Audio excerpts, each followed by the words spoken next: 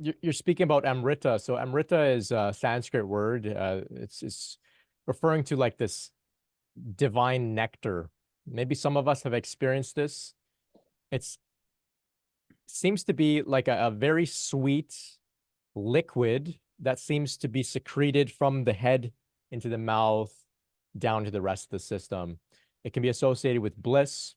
Um, it's a sign and theme on the Kundalini awakening journey, but not everybody experiences it. Not everybody experiences it to the same degree. So it shouldn't be something actively sought after. These experiences shouldn't be used as a measure of whether we're doing good or how far along we are per se. Everyone has their own unique experience. This is the way that I think about it. There may be some other teachers out there that say, no, you need to have this experience of Amrita. I don't think so. I think everybody has a very unique experience. So sometimes people will just get this taste in their mouth, even very early on in the process. They just get this sweet taste. It's like honey. Sometimes they smell things as well, like different sensations like this. But it is a thing. I've experienced it myself. For me, it happened at a more advanced stage when the energy was really making its way into the head towards sort of stabilization at the crown. And it happened to me in conjunction with a mudra called Kachari Mudra. So Kachari Mudra occurred to me spontaneously. I don't really feel that we should force these types of things, but it's when the tongue moves to the back of the throat up towards a soft palate.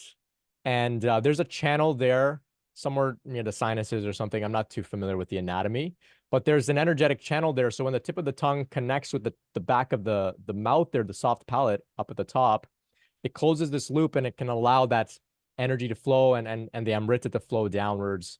And so this is when I experienced it. And this had also allowed the energy to flow very much upwards through the neck and into the head in a very, very intense way. So that was my experience of it. This marked a point where I reached like a quite advanced state of the process. I wouldn't refer to absolute completion. As you must know, I refer to relative completion of this process. And I say relative because I don't think the process ever ends. I think for the rest of our lives, we'll be going through different phases and developments in our journey. But we can reach a relative completion where we can look back and say, okay, I've gotten through the dark night, the intense purification period. I'm feeling stable, I'm feeling grounded, I'm feeling present, and there's a maturity that comes.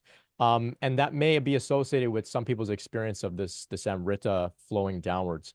However, don't use that as your measure. Like I said, some people reach very advanced stages and they don't know anything about even Kundalini.